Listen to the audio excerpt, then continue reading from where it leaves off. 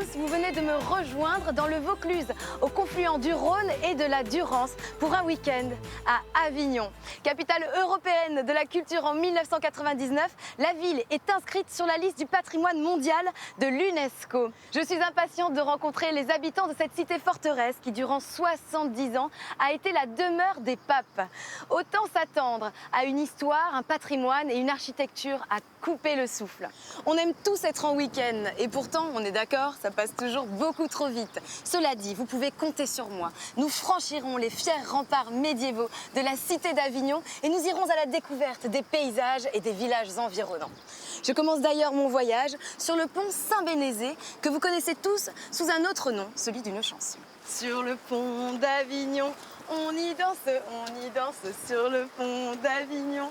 On y danse tous en rond. Et il ne me reste plus qu'à vous faire ma révérence pour vous souhaiter la bienvenue dans vos nouvelles échappées belles.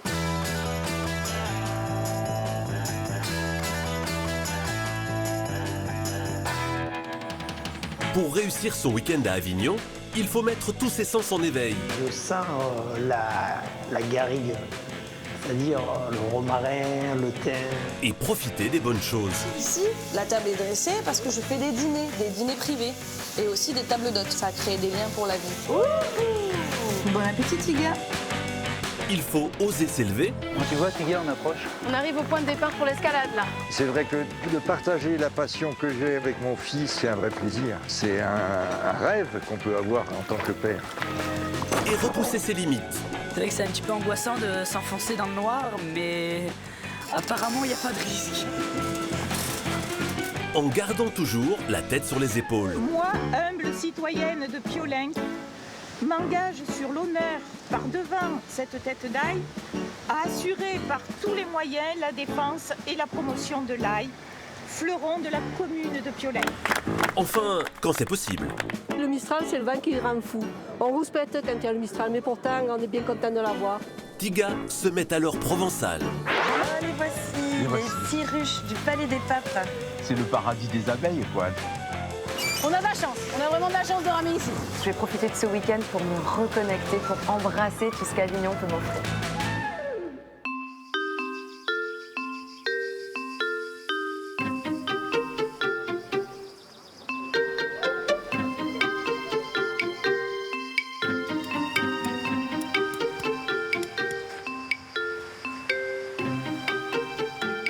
Elles sont magnifiques, vos fleurs. Merci.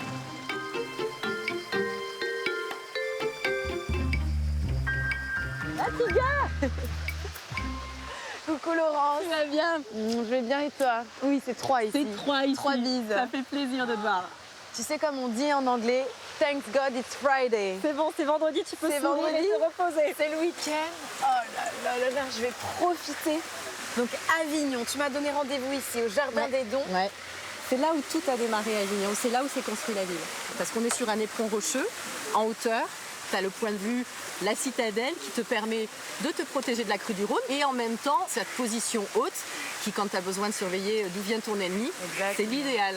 C'est le lieu de promenade des Avignonnais et des touristes. Parce que tu sais, on a du monde entier qui vient ici à Avignon. Pour le week-end, j'ai réservé chez toi, dans ta maison 2, Dans la maison 2. les jardins de Barakan. Absolument, Tiga. C'est ici que tout commence, à la fois l'histoire de la ville, c'est aussi ici que commence mon week-end. Je suis trop contente. Let's go!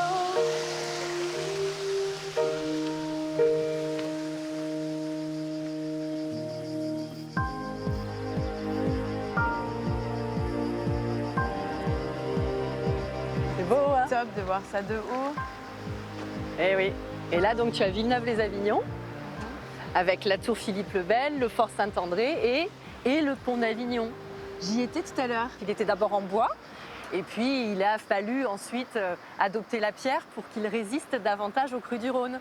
Et là, il n'a pas résisté apparemment. Il a fini par tomber, et il a même été interdit, parce qu'avant, il permettait de relier le comté de Provence au royaume de France, qui est de l'autre côté. Avignon ne faisait pas partie de la France, du Non. royaume de France. Effectivement, Avignon était en comté de Provence. Elle a même été une cité-État indépendante. Et elle n'a été rattachée à la France qu'après la Révolution française. C'est l'autre Rome d'ailleurs ici, c'est Altera Roma, Avignon.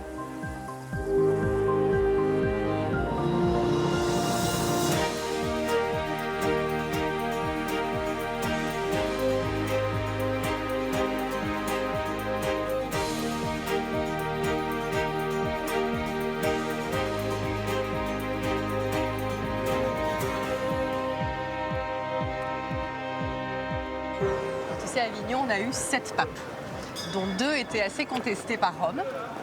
Et donc ça s'est un petit peu mal terminé. Le dernier a laissé son neveu, et son neveu s'est retrouvé enfermé dans le palais des papes. Pour se protéger, il a voulu tenir les habitants à distance, et il n'a rien trouvé de mieux que de détruire toutes les maisons qui étaient sur cette place. Et aujourd'hui, c'est l'esplanade que tu vois là, la place du palais des papes. La place du palais des papes.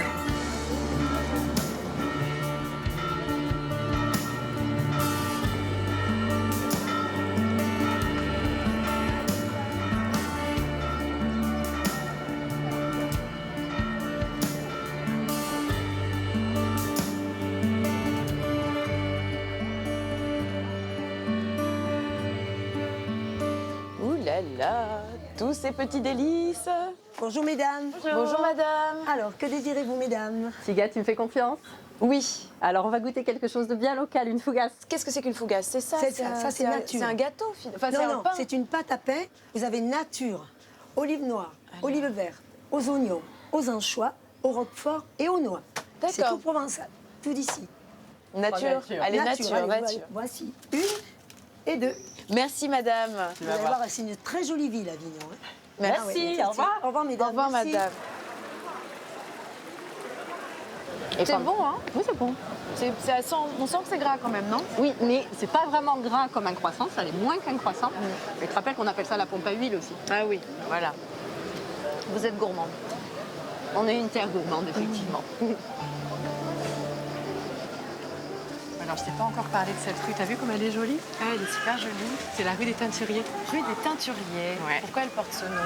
Parce qu'on venait y teindre les tissus ici dans ce quartier. Et ce bras de Sorgue que tu vois là, qui est donc la rivière qui parcourt la ville, servait en fait à rincer les tissus qui étaient teintés dans cette rue, notamment avec de la garance. D'accord.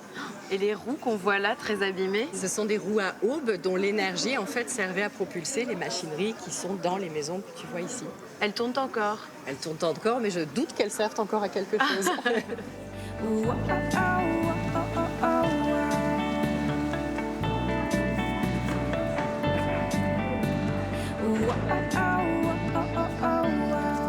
Les jardins de Barricade. Ah ben on est arrivé. On est arrivé. C'est ta maison d'hôte. C'est la maison d'hôte, absolument. Allez, on est parti. Bienvenue à la maison, Tiga. Chérie?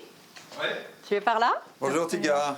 Olivier, Tiga. Bonjour Enchanté. Olivier. C'est quoi cette odeur? Quelles sont ces fleurs qu'on sent Jasmin là? un petit peu. Oh là là là là, mais c'est magnifique. Oh, les fleurs. Mon plus grand rêve dans ma vie, c'est d'avoir un jardin. Eh ben, écoute, tu l'as pour le week-end, Tiga. Ouais. Oui. On a la chance d'être en plein centre-ville avec ce petit jardin. Tu veux qu'on monte à la chambre? Tu veux que je t'installe? Oui. Allez, viens, on y va. Voilà, Tiga, bienvenue dans ta chambre. Merci Laurence. Je t'en prie. La vue sur le jardin. Sous le pont d'Avignon coule le Rhône, un fleuve majestueux qui entoure la ville de son bras large et protecteur. Voie de transport et de commerce, il a permis à la ville de se développer sous l'Antiquité. Les touristes peuvent aujourd'hui profiter de ce point de vue privilégié sur les remparts. Mais le Rhône n'est pas toujours un long fleuve tranquille. Certains tronçons ont même le goût salé de la sueur. À cet endroit, le fleuve est peu profond et les courants moins puissants. C'est le terrain de jeu du club d'aviron de la ville. Des dizaines de champions se sont entraînés ici. Comme Adeline, qui vient ramer chaque jour sur cette portion du fleuve. C'est vrai que c'est plus facile parce qu'il y a un petit peu moins de fond, un petit peu moins de courant. Et surtout au niveau navigation, c'est le bras un petit peu mort. Toutes les péniches commerciales rament de l'autre côté. Donc nous, on va avoir ici 1 ou 2 péniches par jour, pas plus. Sinon, ce sont des voiliers de plaisance. Après, c'est avec le cadre dans lequel on rame, que ce soit ici sous le pont, on a quand même le palais des papes juste à côté. C'est quand même un cadre... on a de la chance, on a vraiment de la chance de ramer ici. Voilà, c'est un des petits plaisirs de ce sport-là, c'est d'être dehors, de prendre l'air et puis de se faire mal en ayant des bonnes sensations, quoi.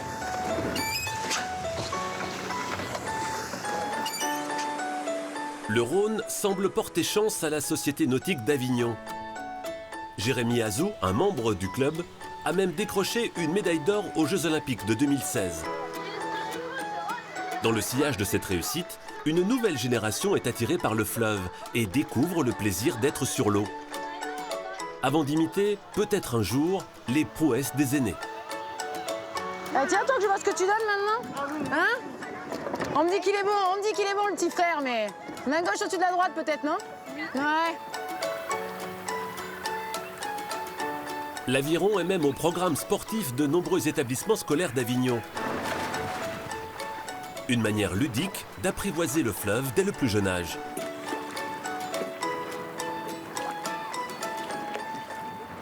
C'est bien parce que le paysage il est beau et c'est une activité en pleine nature. C'est cool d'être sur l'eau, etc. parce que du coup, on flotte, donc du coup, j'aime bien la sensation. Moi, j'aime bien l'aviron puisque on peut ramer et en fait, ça fait les muscles. Mais après, quand tu tombes dans l'eau, ça rafraîchit aussi. Donc, avec ton corps, il s'hydrate, vous voyez. C'est vrai qu'à Avignon, on a la chance d'avoir donc le fleuve à côté. C'est vrai que c'est quelque chose qui amène beaucoup de vie. On a beaucoup d'événements autour de ça. Donc c'est vrai que Avignon sans le Rhône, ce ne serait pas vraiment Avignon. Donc on est très contents de pouvoir être là. Au fil du temps, les hommes ont aménagé le Rhône pour améliorer le transport fluvial ou encore produire de l'énergie grâce aux barrages hydroélectriques. Il faut aussi canaliser les colères du fleuve, qui entrent en crue fréquemment. Pour qu'Avignon soit épargné par les inondations, certaines zones sont prévues pour absorber le trop-plein d'eau. C'est le cas de l'îlot de la Barthelasse. Une petite île volontairement laissée à l'état sauvage qui fait le bonheur des naturalistes. C'est vrai qu'on se le dit souvent en venant sur ce site-là, qui est quand même aux portes d'Avignon, c'est ce côté jungle. Avec ces grands arbres, ces lianes. C'est vrai que ça, c'est quand même assez atypique. On est sur une forêt naturelle, puisqu'elle n'a jamais du tout été exploitée par l'homme. Elle a été préservée lors des travaux. Et depuis les années 70, elle est ce qu'on appelle en libre évolution naturelle. Donc il n'y a aucune coupe, aucun entretien. Les arbres poussent, les arbres tombent, les arbres meurent. Et ça en fait un peu un témoin des forêts naturelles qu'on pouvait trouver sur le Rhône il y a une centaine d'années à peu près. C'est vraiment pour nous un petit joyau et qu'on espère conserver le plus longtemps possible. À cet endroit, l'eau du Rhône est stagnante. Elle n'est pas troublée par les activités humaines. Voilà. Donc il y a le couple, le nid est là. Ils n'ont pas encore pondu. Une zone est devenue un sanctuaire pour de nombreuses espèces. Les naturalistes y viennent régulièrement pour suivre l'évolution des populations d'oiseaux, comme les hérons cendrés. Au niveau de la forêt, il y a une zone, une mosaïque de milieu. Là, c'est une zone humide. Et on a tout un cortège d'espèces qui peuvent s'installer. C'est pour ça qu'ici, on essaie de protéger aussi bien la forêt que cette laune, que les pelouses, pour recréer des habitats divers, pour multiplier la biodiversité, l'accueil des espèces.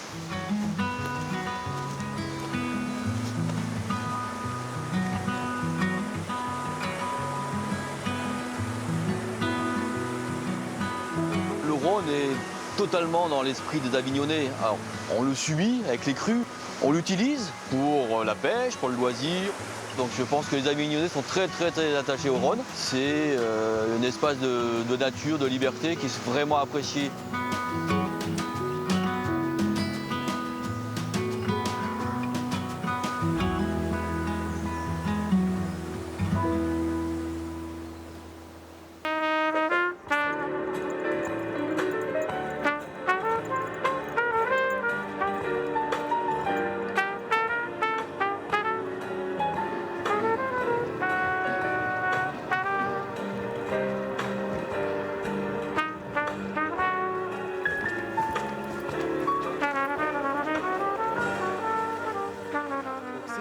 Donc après l'élection qu'on avait le pape. Donc, par exemple, c'est quoi votre prénom, monsieur? Rosario. Donc voilà, Rosario Ier vient d'être élu pape pour la journée. Voilà, donc il va se positionner ici et donc va saluer bien sûr la foule en délire. Voilà, écoutez messieurs, merci beaucoup. Au revoir. Merci, au revoir. Au revoir Rosario Ier. Ciao. Merci. Au revoir. Au revoir. Bonjour. Bonjour. Tu travailles ici? Oui. Oui. Oui. C'est pour savoir si tu pouvais m'indiquer le chemin pour rejoindre la Tour Saint-Laurent. J'ai rendez-vous avec Thierry, l'agriculteur. Saint-Laurent, oui, alors on va y aller, c'est par là. Ouais. Je m'appelle Tiga. Tiga, moi c'est Jérémy. Enchanté. Salut Jérémy. Puis c'est immense ici. Oui, c'est le plus grand palais gothique, ça fait 15 000 mètres carrés, donc c'est immense. Et là, tu vois, on est dans la plus grande pièce du palais, c'est une chapelle, on célébrait les messes ici. Et donc on va aller un peu par là.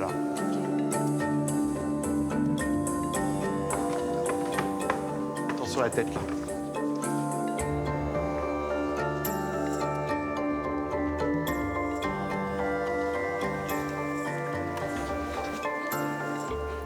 Alors là, c'est la salle de banquet en fait des papes. Tu vois ici, le pape et ses invités étaient là. Alors il y a des petits trucs rigolos comme ça. Alors, ils adoraient les oiseaux par exemple, parce que si tu y penses bien, l'oiseau il vit dans le ciel et qu'est-ce qu'il y a au-dessus des oiseaux? Il y a Dieu. Il y a Dieu. Voilà, donc il vaut mieux manger un oiseau que manger une carotte qui est beaucoup plus proche de l'enfer. Voilà, c'était le genre de choses qu'ils pensaient à l'époque des papes. Par contre, on mange avec les mains. Ah oui. Voilà. Oui. La fourchette, ça n'existe pas à cette époque. C'est avec vraiment, les mains. Ah bah oui, on est au Moyen-Âge. Bah oui, c'est ça. Et puis le couteau, c'est interdit pour des raisons de sécurité. On a peur, évidemment, que quelqu'un assassine le pape. Ah bon, et oui, qui lui veut du mal. Eh ben, on est à Avignon, alors que les papes sont censés être à Rome. Donc il y a des gens à qui ça ne plaît pas. Le pape peut être en sûreté. Bon, on va y aller. Je vais te ramener vers Thierry. Franchement, ça devait être quelque chose. Ah bah oui, c'était grandiose. Donc là, tu vas voir, on y est presque. Donc la tour Saint-Laurent, elle est juste à côté. Donc en fait, là, tu vois, tu vas par là, tu prends à gauche, tu vas tomber sur un escalier, tu montes. Alors il y a pas mal de marches. Et puis là-haut, j'espère que tu n'as pas le vertige. Et puis tu vas trouver Thierry et ses abeilles. Okay. Voilà. Super. Il n'y a pas moyen de se perdre. Merci beaucoup. Il n'y a pas de quoi. Ciao, Tiga.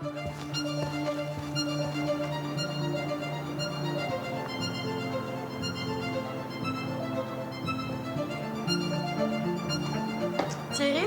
Ah, t'es là, Tiga? Coucou, ça y est, enfin. je suis là. Ouais, Moi, ça va? ça va très bien. Super. Ça nous fait plaisir que tu sois là. Nous? Oui, T'es tout nos seul, non abeilles et moi.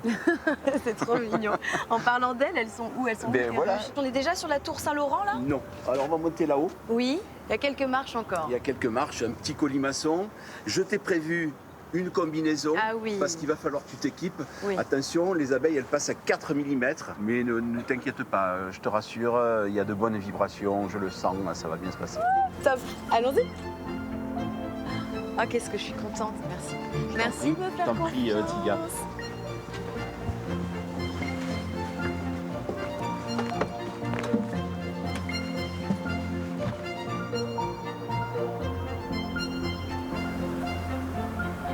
Ah, les voici, les 6 ruches du Palais des Papes. C'est le paradis des abeilles, quoi. Elles sont avec la vue plongeante sur tout Avignon et elles peuvent aller où bon leur semble, près du Rhône, dans les jardins publics municipaux. Est-ce que les abeilles sont plus heureuses à la ville ou à la campagne? Elles produisent beaucoup plus en ville. On sait pourquoi, c'est qu'il n'y a pas de pesticides et à Avignon, c'est 0 pesticides. Alors on va ouvrir. Pour visiter une ruche, on enfume un petit peu.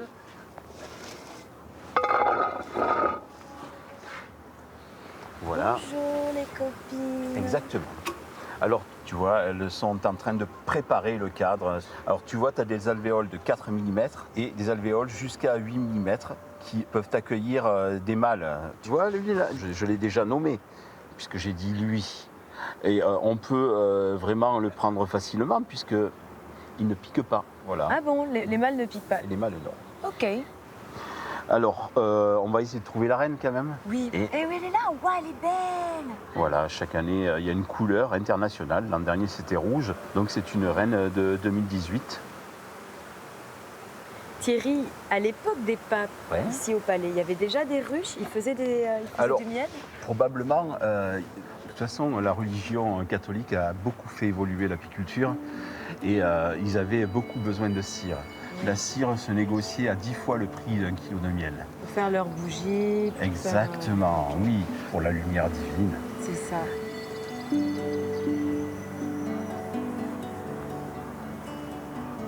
Tiga, tu vas goûter le meilleur miel au monde. Alors, tu as juste à retirer la cagoule et les gants.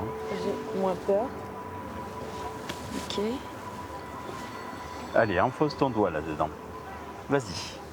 C'est bon? Ouais. Je fais qu'appuyer, hein? Ouais, vas-y. Oh là là. Sérieusement. Et c'est un peu chaud quand je me rapproche. Oh, ya. Vas-y, encore. Encore? Là, c'est bon? Voilà, c'est chaud. Oui, c'est chaud. Il est délicieux.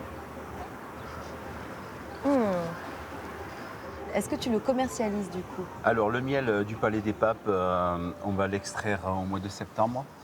Et la première mielée, elle ne sera pas forcément importante. Il y a déjà de grosses commandes, quoi, chef étoilé du secteur. On n'en est pas encore là. Pour l'instant, nous, on est dans le symbole biodiversité, quoi. Je remarque la chose suivante, c'est que tu n'as plus peur des abeilles. C'est vrai. Bon, je suppose que tu es une fille de la nature comme moi. Tu as peut-être grandi aussi au milieu de la nature et voilà. Malheureusement, aujourd'hui, je vis en ville et c'est vrai qu'on se déconnecte assez rapidement de la nature. Donc, je vais profiter de ce week-end pour me reconnecter, pour embrasser tout ce qu'Avignon peut m'offrir. La bienvenue en tout cas. Et toi en premier. Merci, merci. Merci. Ancienne terre des papes, la ville d'Avignon a été l'épicentre de la religion catholique au XIVe siècle. Celle que l'on surnommait l'autre Rome a attiré de nombreuses congrégations religieuses. Avec elles, leurs églises et leurs monastères. 600 ans après le départ des papes, ce patrimoine religieux foisonnant a souvent pris de nouvelles fonctions. C'est le cas de la chartreuse de Villeneuve-les-Avignon. Conçue à l'origine pour la prière et la méditation des moines, elle abrite aujourd'hui le Centre national des écritures du spectacle. Des auteurs de théâtre comme Barbara viennent ici en résidence pour écrire leurs pièces. Je trouve que c'est un lieu qui ouvre sur une grande quiétude. Il y a vraiment un espace qui s'ouvre en soi quand on est ici. Je pense qu'il ne peut pas vraiment laisser indifférent, que ce soit sous la forme de nuits blanches, parfois très habitées, ou sous la forme au contraire de moments très denses en termes d'inspiration. C'est un lieu chargé et je crois qu'on habite aussi avec ça quand on vient vivre pendant 3 semaines, 1 mois, parfois plus à la Chartreuse. La Chartreuse est désormais une résidence pour écrivains. Ils logent dans les anciennes cellules des moines réaménagées. L'endroit semble encore imprégné par ces siècles de spiritualité. C'est vraiment des lieux qui ont été pensés pour, au départ, favoriser la concentration des moines. Et le moine a sans doute quelque chose à voir avec l'écrivain, puisque cet effet de fermeture, ou en tout cas de concentration, il est aussi vraiment propice à l'écriture pour nous.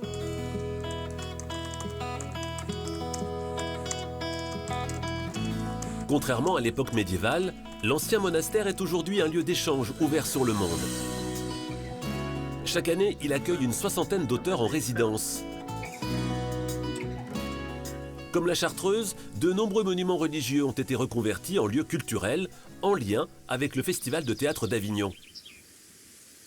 Mais certains édifices ont connu des reconversions bien différentes, comme la chapelle Saint-Pons, édifiée au XIIIe siècle. Aujourd'hui, on y vient pour exaucer ses prières de trouver un emploi.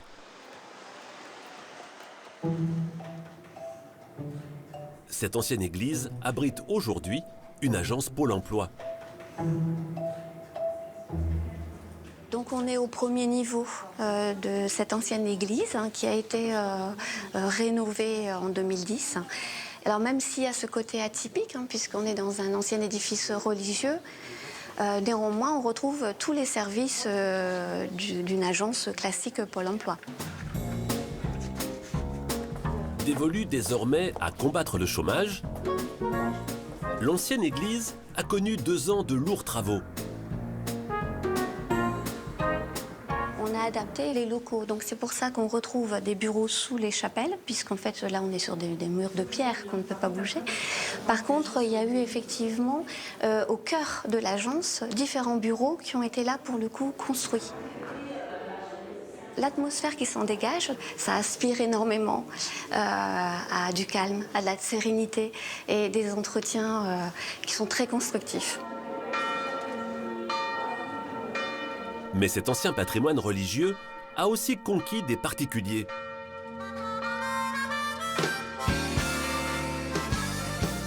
Faute de budget pour les entretenir, les pouvoirs publics ont parfois revendu des églises à des investisseurs privés.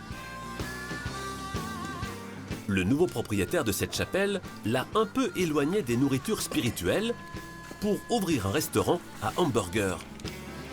On a essayé de mélanger plusieurs genres, c'est-à-dire de la musique, du blues, des tableaux d'un artiste peintre avignonnais, voilà, qui fait de la peinture au doigt, les finger painting. Donc c'est quelque chose de très léger pour respecter l'endroit, respecter le lieu et surtout respecter le cachet de cette chapelle.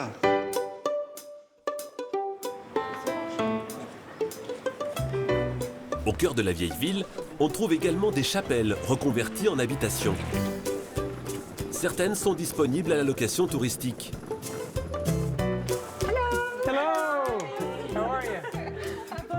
Cette famille américaine est venue faire l'expérience de cet hébergement atypique. C'est incroyable. Oh mon Dieu. Cette petite église, voisine du Palais des Papes, a été reconvertie en magnifique loft, avec un salon de 120 mètres carrés et des boiseries d'époque. Pas possible. Pouvant accueillir 6 personnes pour environ 200 € la nuit. Clou du spectacle, la chambre parentale dissimulée dans l'ancienne nef. Oh la vache. C'est incroyable. Je ne trouve pas les mots, c'est tellement beau. On n'a rien de comparable aux États-Unis. Rien d'aussi ancien et culturel. Découvrir un lieu pareil, c'est déjà formidable. Mais avoir la chance d'y habiter, c'est complètement dingue. J'ai trop hâte.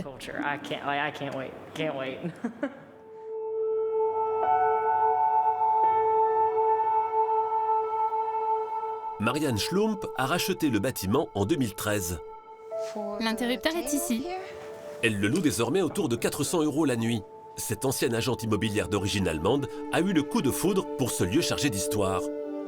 La chapelle a été construite par les Antonins, qui était un ordre de moines hospitaliers. C'est le premier monument qu'ils ont construit en Europe et c'était leur siège principal. Cette église a même servi de refuge à Benoît XIII, le dernier pape d'Avignon, qui séjourna ici avant de s'enfuir en Espagne. Passer quelques jours dans un endroit religieux représente aussi la ville d'Avignon, qui est quand même mondialement connue pour le Palais des Papes. Quand on est à l'intérieur, on se sent uni avec cette ville. En s'adaptant ainsi à la vie moderne et au quotidien des habitants et des visiteurs, le patrimoine religieux est resté vivant. Une évolution qui a permis à Avignon de ne pas se transformer en ville-musée.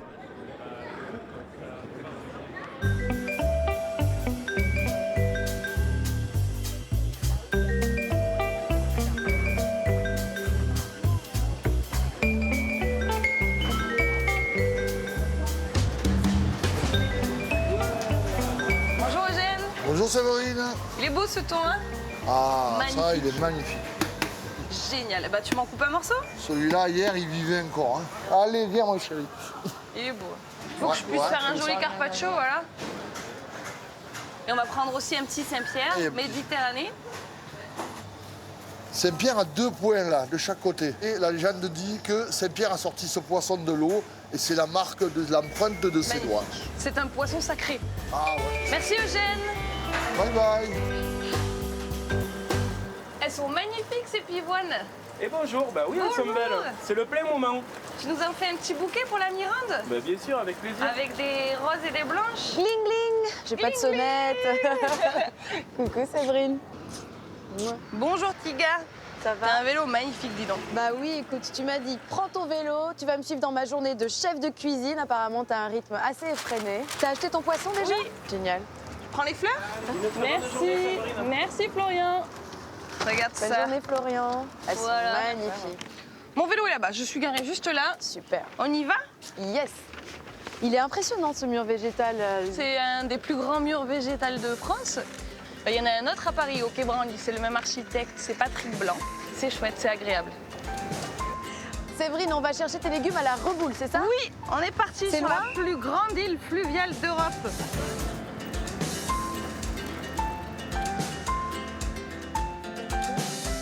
Ah, c'est super joli. complètement gothique.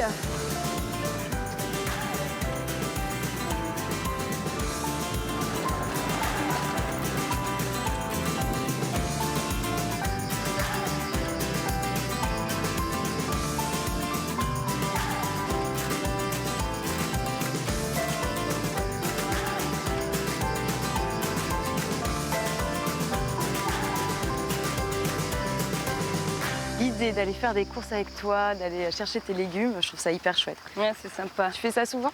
Oui, je fais ça souvent. J'y vais tous les matins pour faire les courses pour mes dîners. Je veux vraiment que les gens comprennent depuis le début le produit, d'où il vient, comment il a poussé.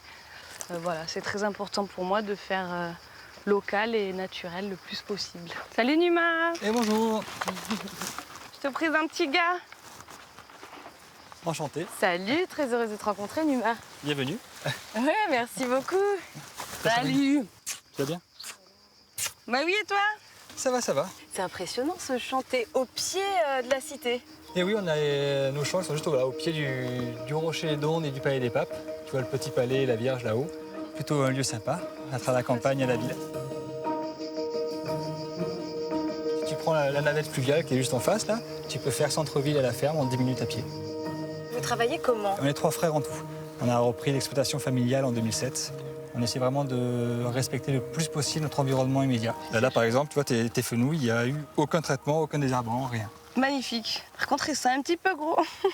Ça y est, c'est reparti. Qu'est-ce que tu veux? T'en as pas des plus petits? Moi, j'adore les mini ones. Les mini ones? On va aller les ramasser. S'il te plaît. Ouais, t'en veux combien? Bon, je veux pas beaucoup, hein, 3-4. On est parti. Donc sinon, tu peux faire comme mon frère. Il se balade toute la journée avec sa branche de fenouil à mâchouiller. J'en veux bien, hein, moi, tiens. Ça va? Et voilà. Merci, Numa. De rien. Bravo pour ce que vous faites avec tes frères. Ouais, bravo. Merci. Ouais, c'est un métier qui nous passionne tous les trois, donc à partir de ce moment-là, on peut essayer de faire les choses comme il faut. On y va? On va chercher les légumes? Allez, c'est là-bas.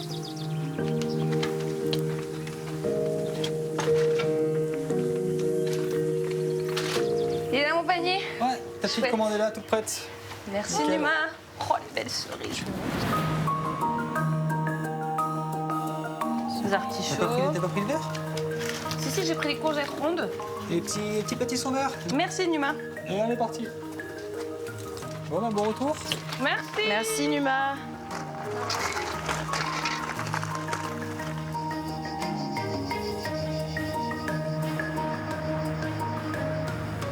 Là, on est juste derrière le palais des papes. Oui, la Mirande, c'est l'ancienne livrée cardinalice. C'est ici qu'habitaient les cardinaux, quand le pape habitait à côté, dans le petit appartement. Je récupère tes petites fleurs. Voilà, donc ici, on est dans un hôtel 5 étoiles. Ici, c'est le patio, avec le bar, le restaurant gastronomique. Et nous, on descend. On va dans le ventre de la maison. On s'enfonce vraiment, là.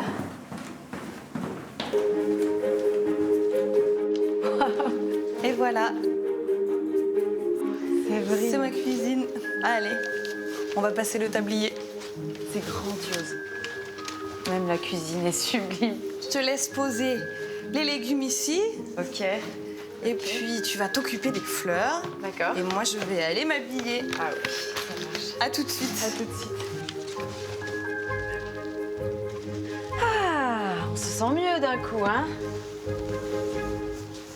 Magnifique ce bouquet tiga. Eh oui. Donc, qu'est-ce qu'il y a au menu, chef? On va faire du Saint-Pierre avec plein de petits légumes qu'on va faire griller tranquillement sur le four à bois. Tiens, ça c'est pour toi. Je te laisse en prendre un, comme ça on le fait ensemble. Donc ici, en premier, on commence par enlever les petites feuilles qui sont autour. Oh, ça commence à être pas mal, là. Ah, tu les manges quand même. C'est super bon, les petits artichauts comme ça, même crus, c'est excellent. Ensuite, on lui coupe la tête, Marie-Antoinette. Superbe. Et là, on va les mettre dans l'eau. J'aime bien dans l'assiette qu'on voit la forme initiale du produit à la base. Alors, pour le faire, les asperges. Donc ici, on va juste casser le bois. Et là où ça casse, ça veut dire que c'est tendre. Quelle est l'histoire de cette cuisine? Alors ici, c'est la cuisine d'origine de la maison. C'est ici qu'étaient préparés les dîners pour les cardinaux à l'époque des papes.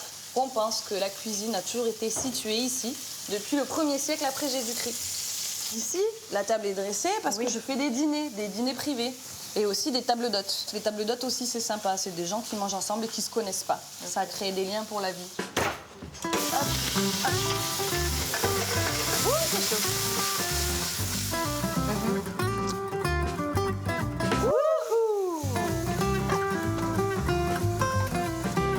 Notre piment d'Espelette, il s'illumine. Quand il m'apprend dans ses bras, il me parle tout bas, je vois la vie en rose. Il me dit des mots d'amour, des mots de tous les jours, et ça me fait quelque chose. Écoute Tiga, je suis très fière de toi. Moi aussi, je n'ai qu'une envie, c'est de goûter. On y va? On y va. Suis-moi.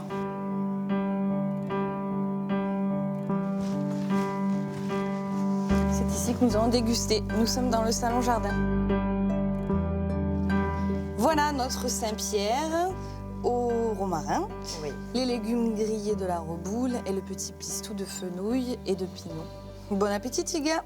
À toi aussi. Merci.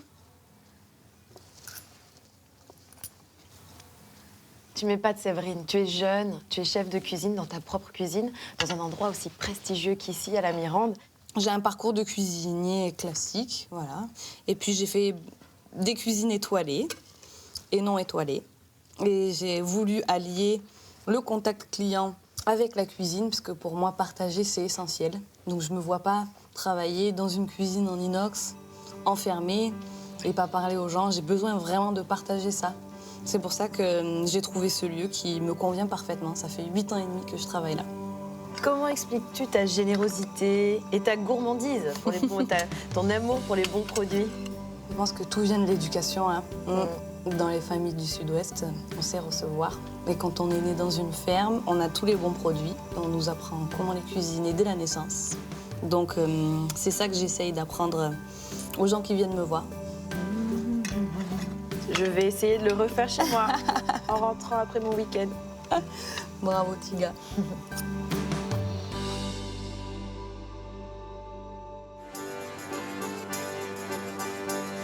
À proximité d'Avignon, il existe un village pas tout à fait comme les autres, et dont les effluves embaument des kilomètres à la ronde. Bienvenue à Piolenc, la capitale de l'ail. Ici, les habitants vouent un culte à ces belles gousses d'ail produites au village. Et les membres de cette confrérie s'engagent à la défendre vaille que vaille. Moi, humble citoyenne de Piolenc, m'engage sur l'honneur par devant cette tête d'ail à assurer par tous les moyens la défense et la promotion de l'ail, fleuron de la commune de Piolenc. Ici, l'ail est monté à la tête des habitants et il lui prête des vertus miraculeuses. C'est vrai que nous sommes un village plus que spécial. Tout le monde mange de l'ail, qu'on soit jeune, qu'on soit moins jeune ou même plus âgé. Et l'ail a des vertus extraordinaires. Je ne vous dirais même pas la moyenne d'âge à Piolenc, puisqu'on vit extrêmement vieux. Plus vieux que les villages qui sont un peu plus loin et qui ne mangent pas d'ail. Parce que l'ail contient naturellement des conservateurs. Autour du village, les champs d'ail sont de taille XXL. Ils s'étalent sur plus de 50 hectares. À la fin du printemps, c'est déjà la période du ramassage. Car l'ail de Piolenc est précoce et il se récolte avant tous les autres. Stéphane Massonnet en produit environ 50 tonnes chaque année. Alors l'ail est produit à Piolenc depuis tellement longtemps qu'on n'arrive pas à trouver jusqu'à quand ça remonte. Ça fait partie du patrimoine de Piolenc, tout simplement. L'ail de Piolenc, il est spécial ici parce qu'en fait, il est cultivé dans une terre un peu particulière, à savoir une terre bien sableuse. Et ce qui fait la particularité de cet ail, c'est qu'il est bien violet et aussi très parfumé. D'après les anciens, l'ail de Piolenc est si parfumé qu'il ferait fuir les vampires, même les plus coriaces. Et ce village en fournit à lui seul 500 tonnes par an. C'est 10% de la production nationale. Pourquoi tu les as mis là, ceux-là, Guillaume? Ceux qui sont pas bons, ouais. Donc ceux-là, c'est les plus beaux. Ouais, c'est ça. Ouais. Pour se démarquer de la concurrence, les producteurs misent sur la qualité. Ici, l'ail doit subir un contrôle au faciès. Et seules les plus belles têtes sont sélectionnées. Tadam! Leur saveur est incomparable et les connaisseurs ne s'y trompent pas. Ah, dis-moi Stéphane, je viens récupérer 2 cagettes pour le concours d'aioli de ce matin. Ben, tu vois, ça y est, on les a préparés. C'est les premiers ailes de Piolenc. Je sens qu'on va se régaler. De l'ail de Piolenc, hein. J'ai déjà l'odeur d'avance de l'aioli, tu te rends compte un peu? Allez, ben écoute, j'emporte 2 cagettes. On va en profiter.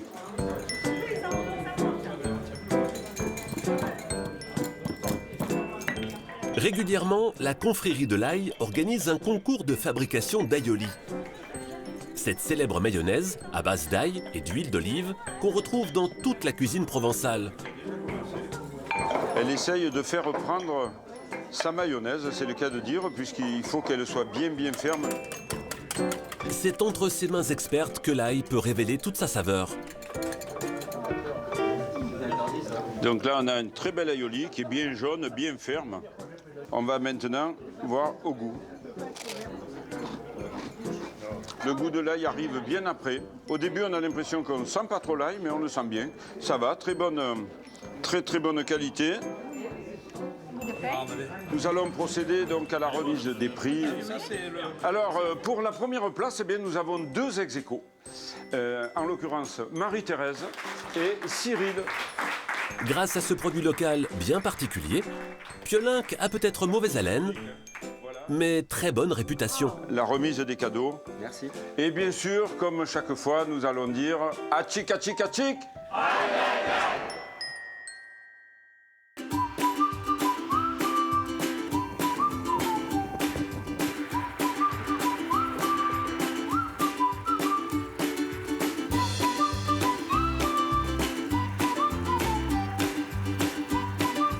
Alors là, on est sorti d'Avignon.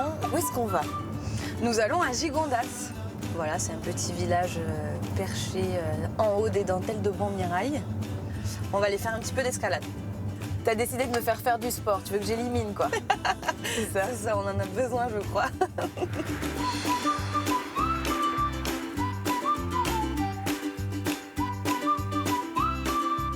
Donc ici on a du bon vin, il y a plusieurs crus. Il y a Châteauneuf-du-Pape, il y a Vaqueras, il y a Gigondas. Le Gigondas, c'est vraiment connu pour sa typicité, son caractère, c'est un vin de gastronomie. Donc, ma Séverine, nous sommes partis pour une journée sportive. C'est ça. Sur les terres des vignerons. Exactement.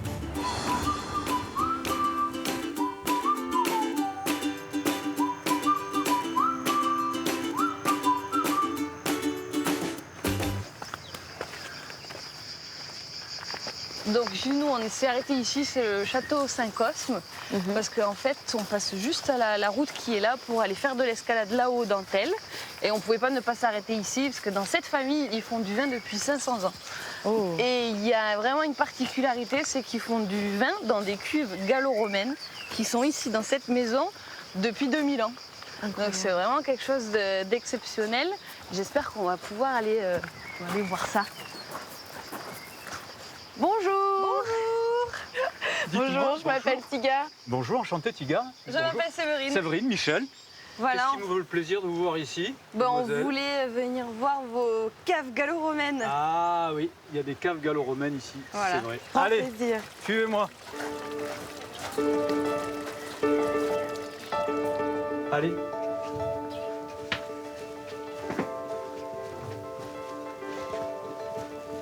Oh là là.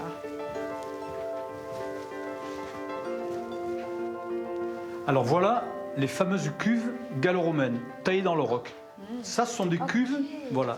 Les Romains faisaient du vin dans ces cuves-là. Donc là, on met le vin dedans. On mettait le vin dedans. C'est cette roche-là qu'on appelle le Safre. Il y en a toute une colline. Et on a profité de la présence de cette roche pour faire des tas de cuves, les unes en dessous des autres, en escalier. Et donc, elles peuvent se vider les unes dans les autres. Parce que quand on fait du vin, il vient un moment, il faut le changer de contenant. On appelle ça soutirer. Oui. Et donc, c'est toujours compliqué, évidemment, quand on n'a pas de pompe. Et là, simplement par gravité, le vin était transvasé d'une cuve dans l'autre avec des canalisations en poterie ou en plomb. Voilà, ça évitait de mettre du soufre. Exactement. Voilà. Exactement. Pas de contact avec l'air. Le vin n'aime Pas pas ça. d'oxydation. Exactement. Michel, quelle est l'histoire de cette maison? Alors, on les a retrouvées, ces cuves, elles ont toujours été là? Le château Saint-Côme, à l'origine, il y a une villa gallo-romaine. Le village de Gigondas n'existe pas. Le Gigondas d'origine, c'est ici, c'est une villa gallo-romaine. Cette villa gallo-romaine a pris le nom de Iocunditas, ce qui veut dire la joie. Donc le Gigondas, c'est le vin joyeux. Exactement, c'est ça. La c'est ville ça. joyeuse. Voilà. Et Donc ici, c'est vraiment l'origine du village. voilà, en fait. c'est l'origine, Tout a commencé c'est ici. l'origine du village de Gigondas. D'accord. Alors il reste encore une cuve. Je vous ai gardé la plus belle pour la fin. Petit gars, tu fais attention. Ça a été creusé par quelqu'un qui mesurait 1,60 m. Voilà. Alors elle est là. Ah oui, c'est la plus grande. Hein. Ouais. Je suis surprise. Moi, j'ai toujours. Alors vous êtes des vignerons, vous y connaissez et tout, mais j'ai toujours pensé que le vin, après le pressage, finissait tout de suite dans les tonneaux. Et non. Le tonneau, c'est une invention des Gaulois. Les Romains ne connaissaient pas le tonneau. Donc ils faisaient les vins dans ces cuves et après ils les transportaient dans des amphores. Michel, merci beaucoup pour cette petite visite. C'est un plaisir. On est arrivé comme ça, à l'impromptu, et tu nous as reçus. Merci On a bien infiniment. fait de venir. Ça vous dit qu'on retourne au 21e siècle et au soleil? Allons-y. Oui, parce que là, il fait 13 degrés, hein, hiver comme été ici. Hein. Mais je crois que vous avez pas mal de choses à faire encore, notamment de l'escalade. C'est ça. Allez, on y va. Merci Michel. Ouais, c'était vraiment top. Un voyage dans le temps.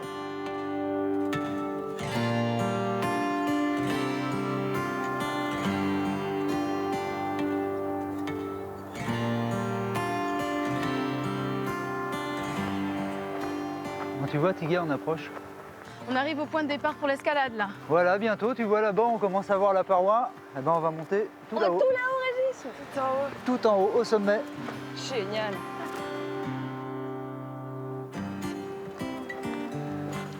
Bon, ça y est. Nous voilà au pied de la voie. Donc, on va s'équiper. Voilà, regarde, nickel. Ça va, hein? Super. Donc, on va faire une voie de 3 longueurs. Ça s'appelle une dégaine. Une dégaine comme la dégaine, comme dans les films de John Wayne. Yes. Cloque, parce que tu dégaines, tu la poses dans un clou qui est déjà en place sur la paroi et dans l'autre, au mousqueton, tu mets ta corde. Ça a l'air simple comme ça, mais avec les rafales de vent, je crois qu'on va rigoler. Non, ça va, il est pas trop fort. Faut juste compenser le déséquilibre. Ok. Tu nous l'ouvres facile, là? Ça va aller nickel, tu vas voir. Niveau débutant, s'il te plaît. Si j'y arrive. Alors, comment je fais? Pied droit d'abord, je mets ma main. Il vaut mieux que tu assures ta main en premier parce que le speed, c'est pas top pour la Tu tiens bien, hein? Ah ouais. Ouais, super. Tu peux y aller, Séverine. Ok. Elle part aussi là? Ouais, mais ça gêne pas. Hop là.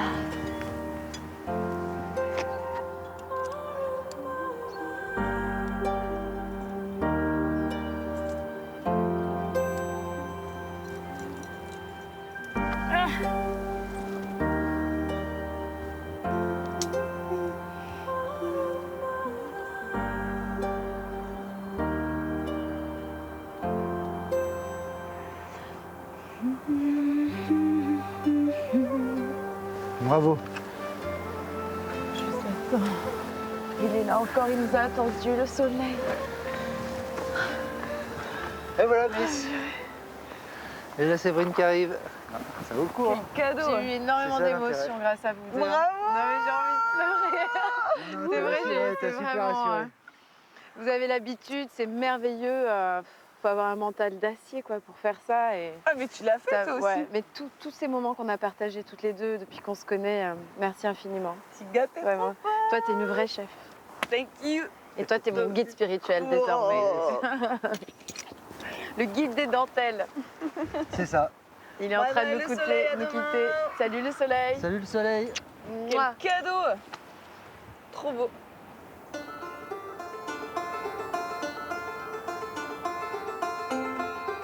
La région d'Avignon offre un décor idéal pour les activités de pleine nature. Les contreforts du Mont Ventoux, en particulier, ont sculpté un immense terrain de jeu pour les adeptes de sport en plein air. Et certaines de ces vallées sont restées à l'écart des circuits touristiques. Éric Léninger est un guide de haute montagne très expérimenté. À 75 ans, mais toujours alerte, il continue d'arpenter ces paysages dont il connaît tous les recoins. À partir de là, on va marcher dans l'eau. Donc évidemment, Il ne faut pas courir comme des dératés. Donc on marche en regardant bien où on pose les pieds. OK? On y va? Oui. Allez. Uniquement par petits groupes, il fait découvrir ses trésors cachés, comme le canyon de Vergol, qu'il a découvert il y a une trentaine d'années. Ici, la rivière a creusé des toboggans naturels dans la roche calcaire sur plus de 600 mètres. Ce canyon, là, c'est un canyon d'initiation. Il y a une succession de 6 petits rappels ou de sauts. C'est un peu au choix. Donc c'est idéal pour les gens qui n'en ont jamais fait. Gabriel, voilà, pousse sur tes jambes. Ancien parisien, Éric a plaqué son métier de publicitaire pour une vie au grand air et au contact des autres. Super. Tu vois, tu tiens bien. C'est un bel endroit, moi j'adore.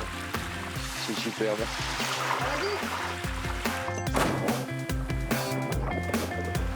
J'aime beaucoup ce métier parce que j'aime bien transmettre ce que j'aime.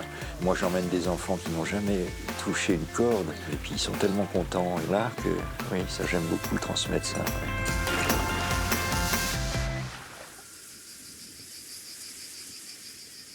Éric s'est installé dans une ancienne ferme qu'il a retapée et qui lui sert de camp de base pour partir explorer les environs.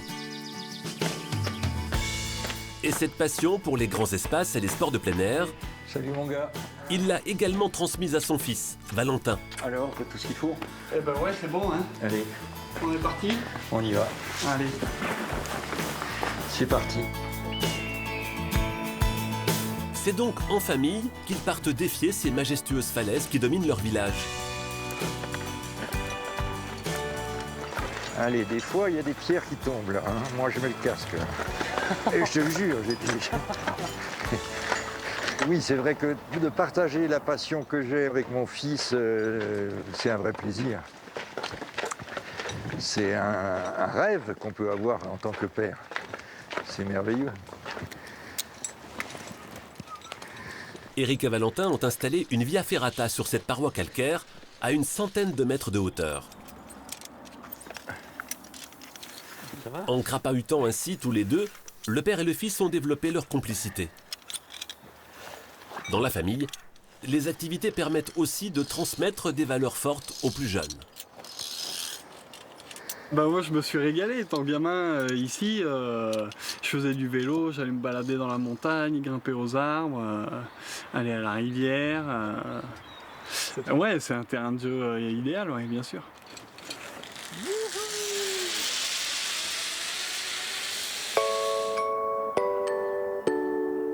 Dans la région, les sports de plein air sont pratiqués par tous les enfants, y compris les petits citadins. À Avignon, les collégiens ont même une chance inouïe. Leur salle de classe est parfois déménagée en pleine nature.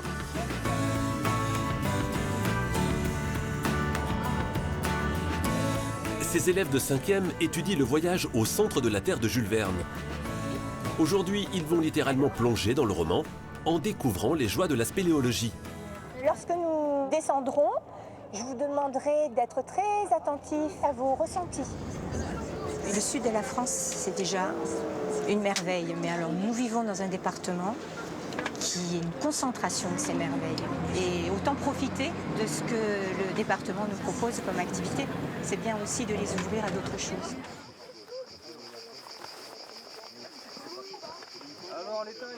Les élèves sont arrivés sur le plateau d'Albion, un vaste massif calcaire qui renferme plus de 400 cavités souterraines. Allez, j'ouvre, attention! Certaines galeries ont été aménagées pour les explorateurs les plus jeunes. Voilà, comme ça c'est parfait ça ce que tu fais Guillaume. C'est super. C'est vrai que c'est un petit peu angoissant de s'enfoncer dans le noir, mais apparemment il n'y a pas de risque. On l'a pas dit ça, qu'il n'y avait pas de risque.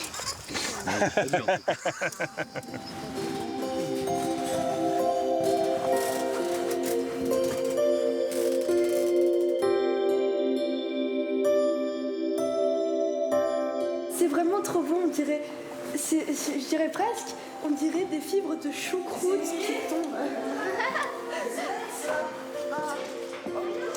Bien mieux qu'un cours théorique, Cette salle de classe souterraine permet aux élèves d'explorer le programme de sciences naturelles dans ses moindres recoins. Stalagmite ou stalactite? Stalagmite. Les stalagmites montent et les stalactites tombent. Si pendant des centaines de milliers d'années, il y a de l'eau qui coule toujours au même endroit, ben l'eau, elle va finir par éroder le calcaire au point de creuser des gros volumes, y compris des grottes comme celle-là. Sous terre, les élèves découvrent également de nouvelles sensations. Ils doivent braver la peur du noir et surmonter leur vertige. Une petite épreuve à surmonter, et ça fait partie aussi de l'éducation, et puis ils grandissent. Et grandir, c'est aussi apprendre à surmonter des épreuves et des peurs. Vas-y, avance par là. Dès leur retour à la surface, les élèves pourront écrire leur propre voyage au centre de la Terre. Plus qu'un simple amusement, dans la région d'Avignon, les activités de pleine nature sont un voyage initiatique, une école de la vie.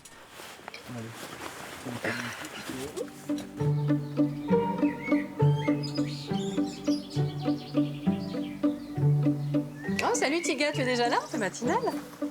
Écoute, faut profiter à fond de ce week-end. Tu as des choses prévues aujourd'hui? Quelques petites choses, mais rien de vraiment défini. Tu viendrais avec moi? Je vais à la brocante de Villeneuve-les-Avignon. Avec grand plaisir. Alors j'ai encore quelques bricoles à faire pour la maison et si tu veux, on se retrouve après. Fais ce que t'as à faire. Moi, pendant ce temps, j'irai me promener en ville. Allez, à tout à l'heure, Tiga. À tout de suite.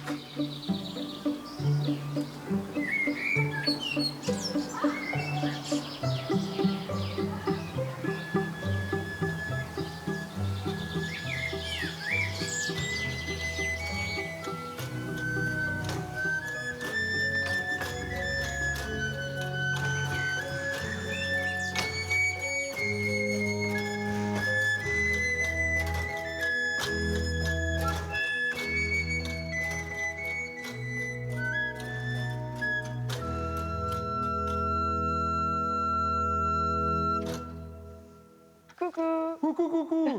C'est vous qui êtes chargé de la musique sacrée ici à Notre-Dame-des-Dons? Montez nous rejoindre, vous allez voir. L'escalier est au fond de la nef. Ah, merci, j'arrive.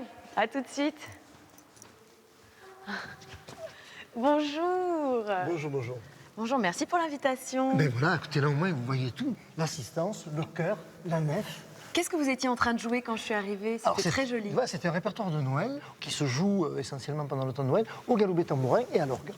Au galoubet tambourin, c'est ça? Donc, le galoubet tambourin, c'est ça, donc le tambourin, qui est l'instrument provençal, voilà, un grand tambour. Encore là, on n'a pas pris le plus gros parce que c'est un peu étroit. Et puis le galoubet, qui est cette flûte à 3 trous. Et avec cet orgue fabuleux, magnifique vraiment. Eh mais vous êtes caché, je vous avais pas vu. Bonjour, je peux venir vous saluer? Oui, bien sûr. C'est vous le chanceux qui pouvez jouer sur cet orgue magnifique. Exactement, je suis un des organistes chanceux, puisqu'on est plusieurs organistes, mais en effet, je joue assez régulièrement sur cet instrument. Mais c'est un chef-d'œuvre du patrimoine, ça. Ah, tout à fait, oui. C'est quasiment le seul exemplaire que nous connaissons en France, mais c'est surtout l'originalité, c'est cette facture typique de l'orgue italien, avec, vous voyez, les tirants de registre ici.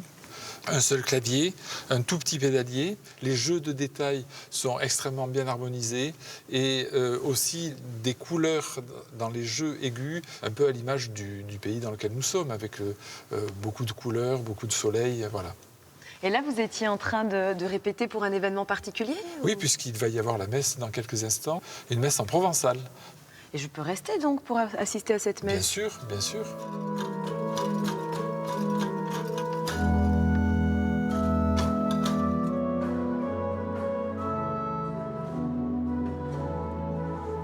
À Lourdes, que sa œuvre l'ayura, et son plein voulait à sa passion.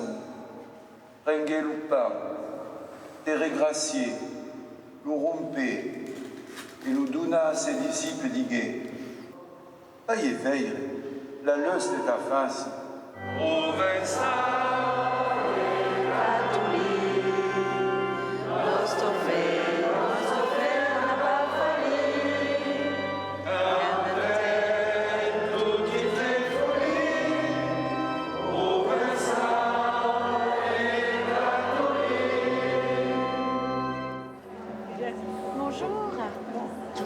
ravissante comme ça. Non, c'est un costume dicté simplement. Là, c'est le costume le plus simple. Et est-ce que vous avez tout compris pendant la messe? Moi, je regarde pas le papier. Ah oui, vous connaissez toutes les chansons par cœur. Oui, quand même, le pater et puis le provençal, quand même, au moins ça. Au moins ça. Au moins ça. Comment vous appelez-vous? Nicole. Nicole. Et vous êtes avignonnaise? Oui, 100%. Je suis née à Avignon depuis 80 ans. Bonjour. Bonjour. Vous faites partie du clan de Nicole, le clan des Provençaux. Alors j'ai une question.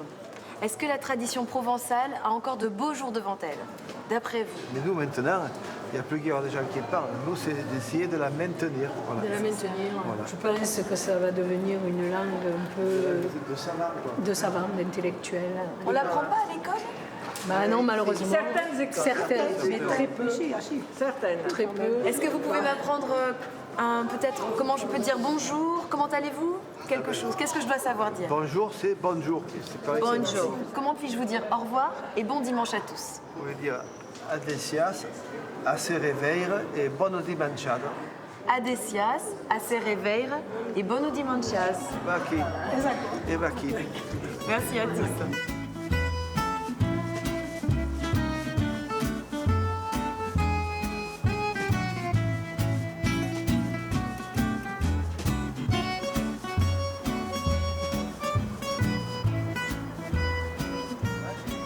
Ces livres. Ah tiens, souvenir de voyage, c'est pour toi ça. Voyons. Il est beau, hein? Il est magnifique. Oh là là, je sais pas de quand il date, mais... Il est magnifique. Ça, je suis sûre que tu aimes. Oui, j'aime bien. Pour tes voyages. Petit vanity case. C'est joli, mais même en déco, je trouve. Oui, c'est très beau.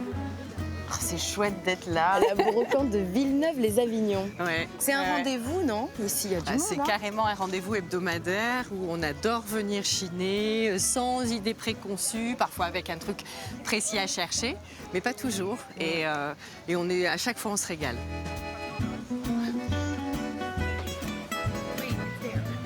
Ah, regarde, il y a des boutilles là-bas, je vais te montrer. Des boutilles? Des boutilles. Des boutiques? TIS, ce sont des boutiques provençaux. Alors ça, on les utilisait avant sur les lits, et on les utilise encore, et même maintenant parfois en nappe. Donc ça, c'est typique d'ici? C'est typique d'ici. Et tu as vu aussi, on utilise beaucoup des linges anciens. À la maison, j'en ai toujours besoin. J'aime bien celui-là.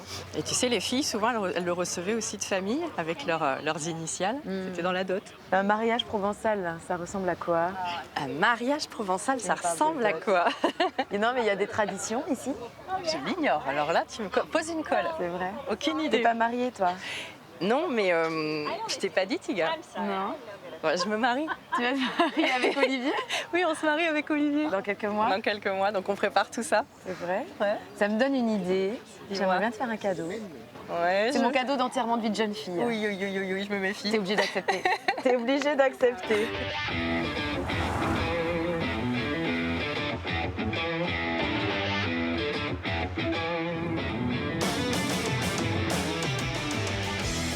Où on va, Tiga? On va à Pugeot. D'accord. Pas très loin. Ouais. Il y a quoi à Pugeot? À ma connaissance, un aérodrome. C'est peut-être ça. C'est peut-être ça.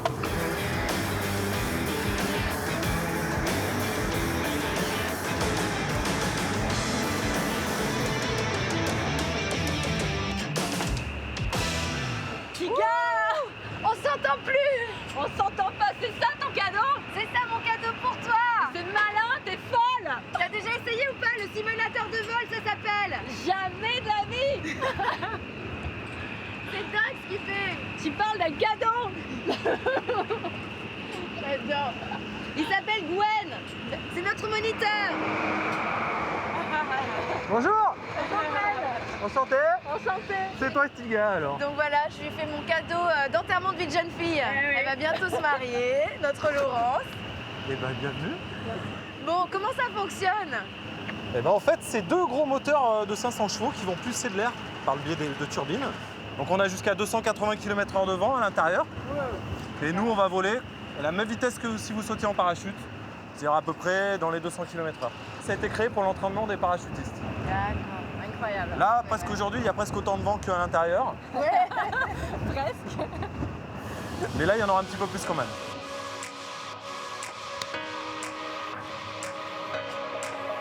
T'es prête? Oui. Il faut, oui. Ah oui, il le faut, Laurence. Non, mais je pense que tu vas kiffer. Ok.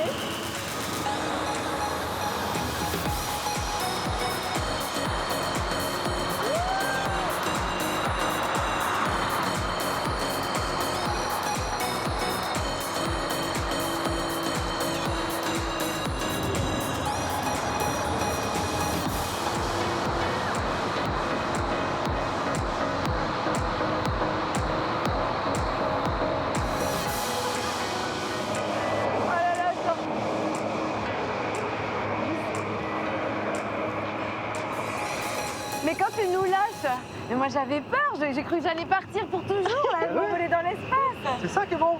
T'es bien là-haut. Ah ouais, j'ai adoré. C'est vraiment un cadeau dingue. Ouais, c'est assez dingue, j'avoue. Merci. Merci à toi. Et tous mes vœux de bonheur. Je peux faire le grand saut maintenant. Ouais.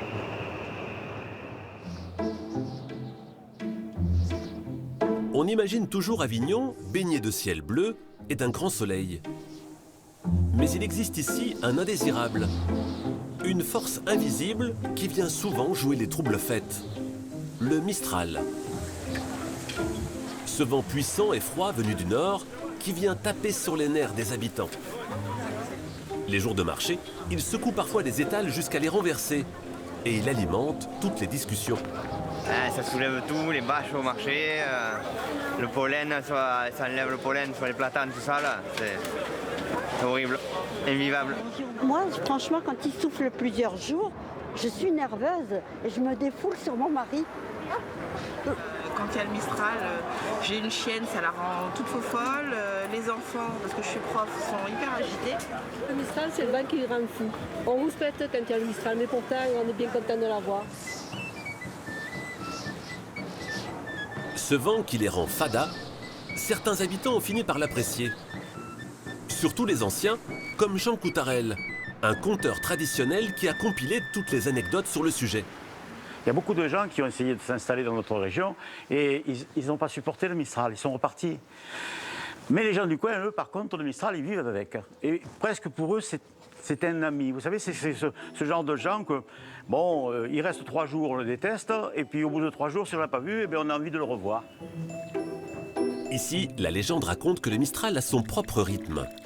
Il durerait soit 3, soit 6, soit 9 jours. Plus il souffle, plus il fait disjoncter les habitants, même les plus sains d'esprit. Au XIXe siècle, ce vent de folie s'est même mis à souffler sur les juges des tribunaux, comme en attestent les archives judiciaires. Il y a eu des expériences auprès de certains tribunaux ici, de gens qui ont été acquittés parce qu'ils ont commis des crimes au moment des grands jours de Mistral. Il y a eu des jugements où on a pris le Mistral comme une circonstance atténuable. Contrairement aux anciennes croyances, le Mistral n'est pas une malédiction qui s'abattrait sur les Provençaux. Des explications scientifiques sont venues balayer toutes ces vieilles légendes. Éric est ingénieur, spécialiste des flux et de l'aérodynamie. Il a étudié le Mistral pour exploiter son énergie, ce qu'il essaye de faire même lorsqu'il se rend au travail à vélo. Alors, le Mistral pour un cycliste, c'est vraiment, on va pas dire une plaie, mais pas loin. Après, sinon, ce qui est bien, c'est que du coup, on essaie de choisir le circuit pour avoir le retour, le vent dans le dos. Au moins, on est fatigué au début, mais on peut se reposer à la fin. Ce qui est plutôt pas mal.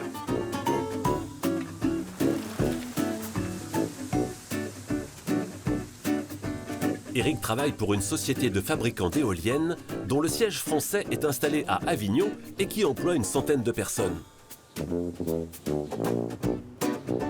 Leur parc éolien est situé juste dans l'axe du Mistral.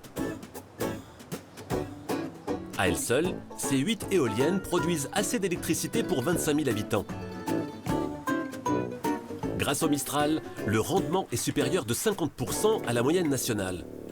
Ce qui fait que ça souffle aussi fort, en fait, c'est physiquement un couloir qui est encadré de part et d'autre par les Préalpes d'un côté et les Cévennes de l'autre, qui font que le vent s'engouffre comme dans un tunnel, sauf que c'est un tunnel à l'échelle du pays. Le fait que c'est un couloir étroit fait que le vent s'accélère sur cette zone entre Lyon et jusqu'à Valence, Avignon même. Et là, le vent se diffuse sur toute cette zone du delta rhodanien.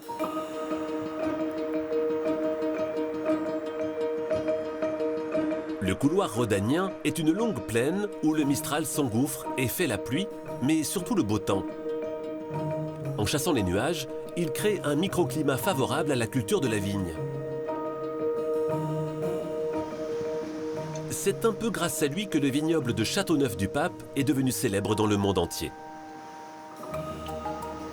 Depuis cette génération, la famille de Daniel Coulon exploite ces parcelles ouvertes aux 4 vents. Si les violentes rafales donnent parfois du fil à retordre à ses employés, il reste convaincu que ce vent n'apporte que de bonnes choses à ses vignes.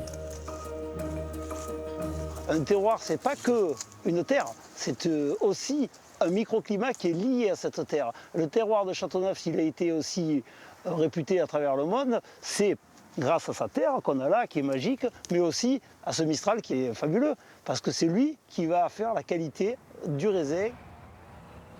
En soufflant sur les feuilles, ce vent sec chasse l'humidité, éloignant ainsi le risque de moisissure et de maladie. Grâce au Mistral, on peut donc plus facilement se passer de pesticides. Daniel exploite toutes ses parcelles en biodynamie, sans aucun ajout de produits chimiques. Le Mistral, comme on dit, c'est notre allié, mais il y a peut-être des périodes dans l'année où il est encore plus important que d'autres. S'il est présent pendant la période des vendages, on a une qualité qui sort de l'ordinaire, c'est là où on a un grand millésime. Comme la plupart des habitants, les vignerons ont appris à vivre dans le sens du vent. Et pour ceux qui savent l'apprivoiser, le Mistral insuffle sa force et son caractère.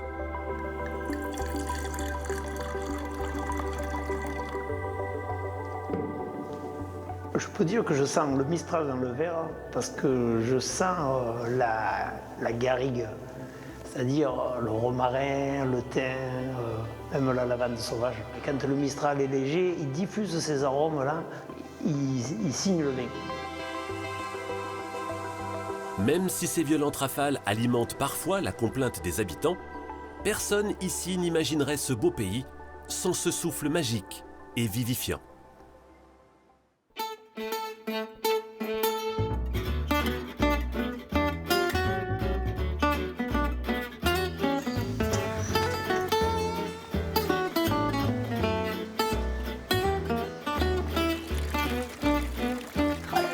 C'est trop beau.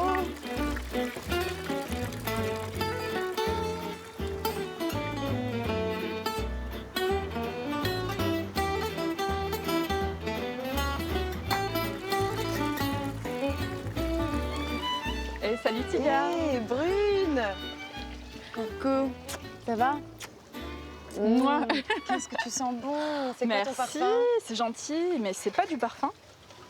Ce que tu sens, ce sont des huiles essentielles. D'accord. Ce sont des huiles essentielles que j'utilise pour fabriquer mes savons. Donc qu'est-ce que tu mets dans tes savons? Comment tu les fabriques? Alors, il y a des huiles essentielles, comme je t'ai dit. Tu as aussi des huiles végétales, si possible locales, des beurres végétaux et d'autres ingrédients en fait. Et d'ailleurs, je vais aller voir un de mes fournisseurs. Si tu veux m'accompagner, je te le présente. Avec grand plaisir, bien sûr que je t'accompagne.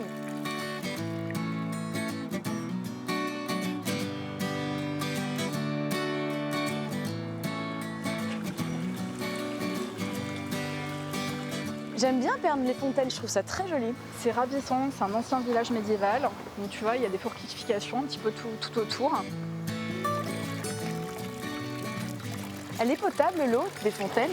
Donc oui, normalement, elle est, oui. A priori, oui. Il y en a combien? Alors c'est vrai qu'on en a croisé pas mal. Alors des publics, il y en a une quarantaine dans Pernes. Et c'est vraiment ça la spécificité de la ville. C'est-à-dire que dès le Moyen-Âge, les habitants de Pernes ont réussi à domestiquer l'eau en fait et à rendre cette ville dotée d'un certain confort. Parce que le département du Vaucluse est un département avec un climat très aride. Et alors du coup, c'était vraiment une prouesse technique d'arriver à domestiquer l'eau de cette façon dès le Moyen-Âge.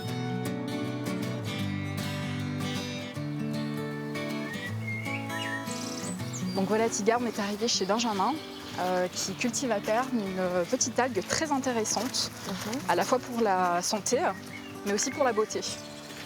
Oh.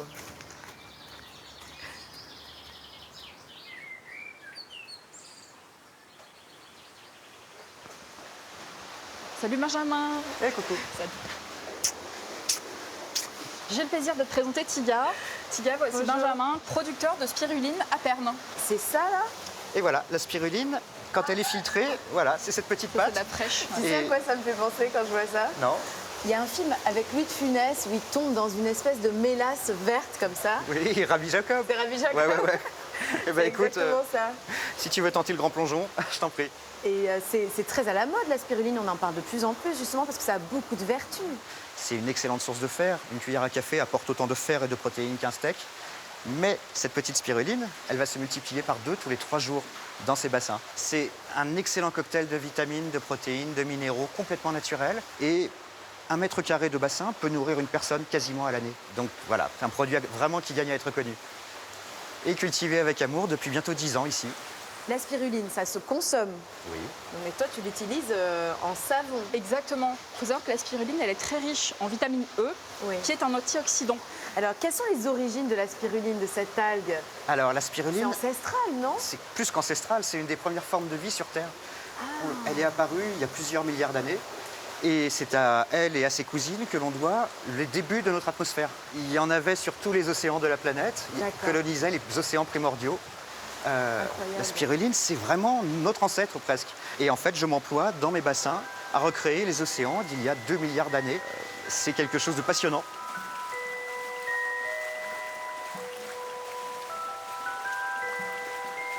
Allez, je vais vous la faire goûter. Elle est toute fraîchement récoltée, la saison vient de reprendre. Et si j'ai bien travaillé, elle est très très douce. Tu vas me dire ce que tu penses de la cuvée 2019. Donc ça se mange, tu le mets dans ton yaourt, tu le mets... Alors ça se dissout, ça se fait fondre. D'accord. L'idéal, c'est dans un jus de fruits le matin, au petit déjeuner. Maintenant, dans un yaourt, une compote, sur une salade. Tu peux faire tout ce que tu veux tant que tu ne la chauffes pas. Tu laisses juste fondre. C'est doux. Ça a une texture un peu soyeuse, j'ai l'impression. Ah oui, tiens. La sensation dans la bouche. Tiens, on ne l'avait jamais dit, mais effectivement. C'est très bon. Merci. À l'apéro, comme ça, en guise de cacahuètes. Et en plus, c'est un énergisant et c'est un très bon coupe-faim. Est-ce que je peux en acheter un, moi aussi? Je peux avec repartir plaisir, avec un grand plaisir. Récoltée de la semaine, donc toute fraîche. Du coup, toi, tu vas prendre un sachet? Je vais prendre un sachet et ça me servira à couler un savon, à faire un savon cet après-midi. Voilà.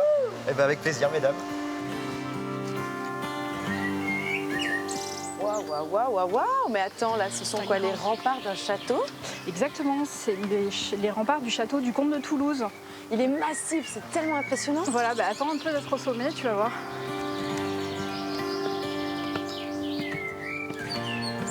Et voilà. Sublime. Donc le Mont Ventoux, qui est un peu sous les nuages, là, qui est un peu caché. Les dentelles par là-bas. Dentelles. Et juste en dessous, Carpentras, où on ira tout à l'heure. On ira tout à l'heure. C'est là où tu travailles? Exactement, c'est là où il y a notre savonnerie, la manufacture du siècle. Exactement. C'est paisible, hein? Ah, je me sens bien, là.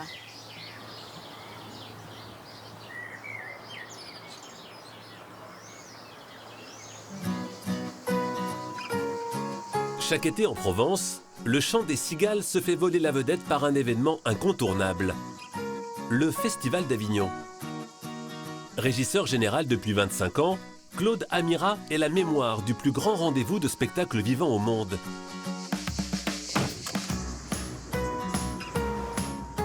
Chaque année, il assiste à la métamorphose de la Cité des Papes, soudainement envahie par des milliers de saltimbanques. Et là, je vais essayer de remonter au milieu de... Alors si les gens veulent bien se pousser. Merci. Bonjour, comme du festival d'été. Oui. Ça, c'est... Si vous remontez l'avenue de la République, vous vous retrouvez avec un paquet de flyers comme ça. Durant 3 semaines, 150 000 spectateurs sont attendus dans la ville. La cour d'honneur du Palais des Papes est le lieu emblématique du festival. Les plus grandes pièces y sont jouées. Claude en est le chef d'orchestre. Parce qu'il y a guitariste et chanteur, hein, tu sais. Mais on peut peut-être les faire aller, je sais pas, sur 2, 3, 4 mètres, là, plus, avec de plus. Tu sais, si on a la pieds. moquette très large, là, ils peuvent un peu reculer. Hein. Parce qu'il n'y a pas le Pour Claude, travailler au palais est un honneur. plateau, mais ce sera préparé de la veille, de toute façon. Moi, Saisi par ce lieu, le comédien et metteur en scène Jean Villard l'avait choisi en 1947 pour y créer le festival.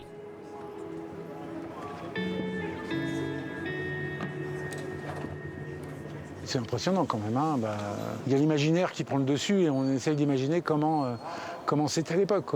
On n'arrive pas dans un truc qui vient d'être construit et qu'il n'y a pas d'histoire. Là, on sent l'histoire, il y a une énergie particulière. Oui, tout le monde le ressent, je pense. Pour nombre de comédiens, jouer dans la cour d'honneur est un rêve. Certains, plus aguerris, comme Jacques Weber, sont un peu ici chez eux. Du promenoir, perché à 25 mètres de hauteur, au sous-sol du palais, Claude s'assure que tout est en ordre. Dans la salle de la grande audience, transformée en loge, les habilleuses s'activent. Ça va? Bonjour. Voilà, c'est Annick, c'est mon épouse, qui est aussi la chef habilleuse de la cour d'honneur. C'est son royaume ici, avec tous les costumes de la pièce. Il y a un entretien assez conséquent d'ailleurs pour ce spectacle. Voilà. C'est la comédienne qui, dans son geste, voilà, hein, ça a craqué. On va réparer.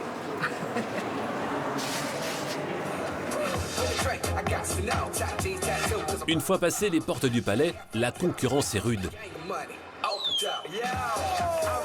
Plus de 1500 spectacles sont programmés dans toute la ville.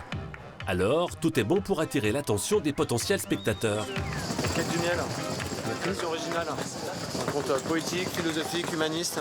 Voilà, c'est un peu dans Beaucoup d'Avignonnais préfèrent quitter la ville, trop agitée pendant le festival. C'est du 100% fait maison. Voilà. Merci. Au revoir. Frédéric, lui, ne partirait pour rien au monde. Depuis l'âge de 14 ans, je vais voir des spectacles à Avignon.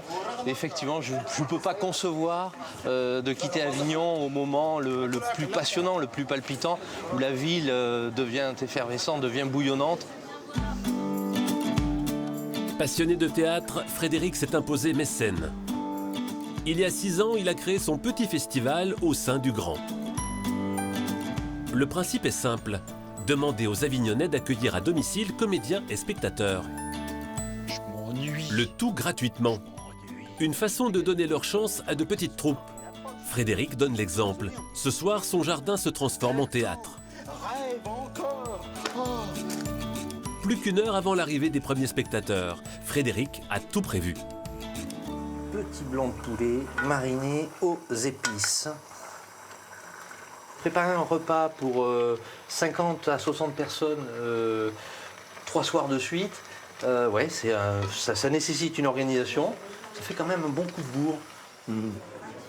Ce soir, les comédiens jouent à guichet fermé. Les places gratuites ont été réservées en quelques heures. Bonsoir. Votre nom aussi, s'il vous plaît. Il y a une véritable tradition de partage à Avignon et il y a des propriétaires comme ça qui sont tout à fait prêts à jouer le jeu de l'ouverture, du partage, sans qu'il n'y ait de contrepartie financière. Et ça, c'est extraordinaire.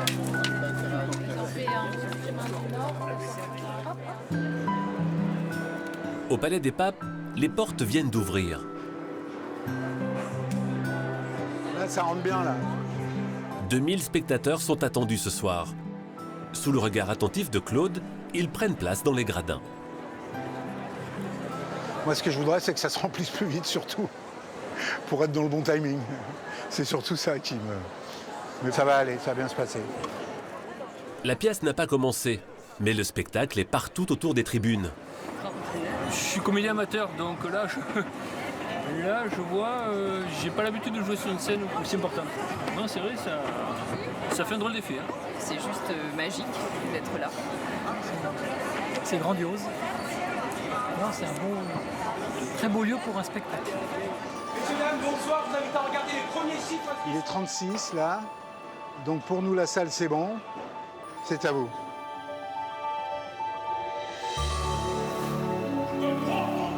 En 3 semaines, Avignon devient le théâtre de près de 30 000 représentations. Un rendez-vous immanquable pour de nombreux artistes et l'une des plus grandes vitrines du spectacle vivant.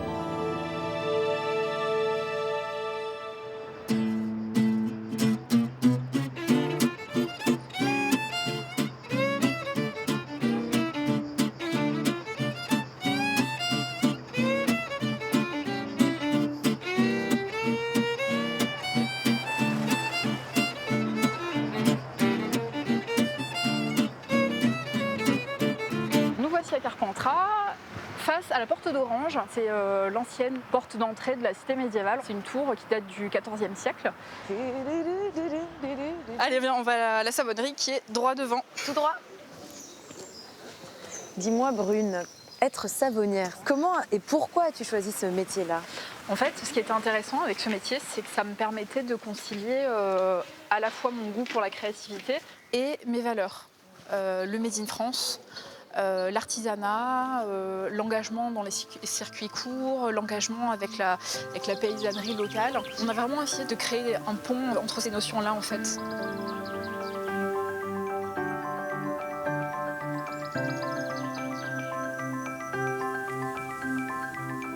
Et voilà. Après toi. Ah ouais. Ah oui, direct. Tu sens? Direct, les odeurs. Voyons tout ce que t'as. T'as du savon à base d'œufs, t'as du savon avec des graines de pavot qui fait un effet exfoliant sur la peau. Ça, c'est une gamme exceptionnelle. C'est une gamme à l'huile d'olive de Nice AOP. Et ça, c'est un petit savon tout simple, karité orange douce, avec du lait entier qui vient du seul élevage de vaches laitières bio du Vaucluse. J'essaie de raconter une histoire au travers chaque produit.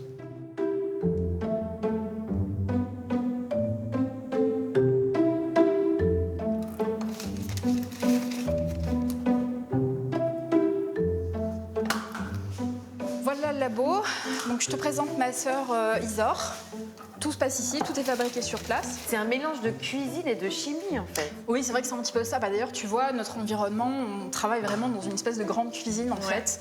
Et d'ailleurs, puisqu'on va fabriquer un savon, ton savon, est-ce que ça te dit de sentir parmi toute notre gamme pour essayer de choisir celle qui te correspondrait, en gardant à l'esprit que tu vas avoir un savon à la spiruline qui sera donc vert. Donc, qui dit savon vert, qu'est-ce que en pensant à un savon vert, qu'est-ce que tu sens comme odeur? Alors, j'en ai dans mon jardin, enfin chez mon papa, et on est en Provence, donc je partirai bien sûr... La lavande. La lavande. Ah oui.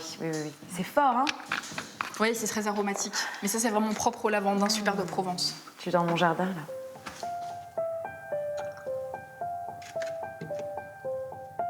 Donc tu peux mettre 5 grammes de spiruline dans le bécher. Voilà, on va mettre toutes nos huiles dans notre contenant. Notre beurre de karité qui a fondu à basse température. Tu vas mettre l'huile essentielle de citron, Tiga. Il nous faut 8 grammes. On est... Ouh, attends, tu m'as dit combien? 8. Ah, 8. On est bon. Okay. Fais monter la mayonnaise. Voilà.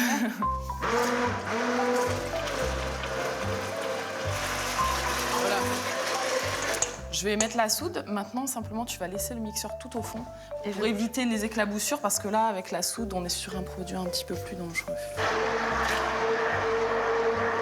comme ça? Oui. Éteins-le. Et hop, tu vas chercher ce qui n'est pas coloré. D'accord. Nous, l'intérêt, c'est qu'on ne fait absolument rien chauffer, on ne fait pas chauffer les huiles. Donc, du coup, les vertus des huiles sont préservées et restent dans le savon, dans le produit fini. C'est un peu comme quand tu fais bouillir un légume, il va perdre toutes ses propriétés nutritives. Avec les huiles végétales en savonnerie, c'est exactement la même chose. Hop. Ton savon est fini, Tiga. Demain, il va être dur comme celui-ci, ou le jardin qui a été écoulé hier. Et dans 3 semaines, il représentera un savon fini comme celui-ci. J'ai trop hâte. À bientôt. Tu es ici chez toi, tu reviens quand tu veux. C'est la fin de mon week-end, il me reste un petit truc à faire, donc je m'en vais un peu comme une voleuse. Mais on se voit très vite. Bisous les filles. À bientôt.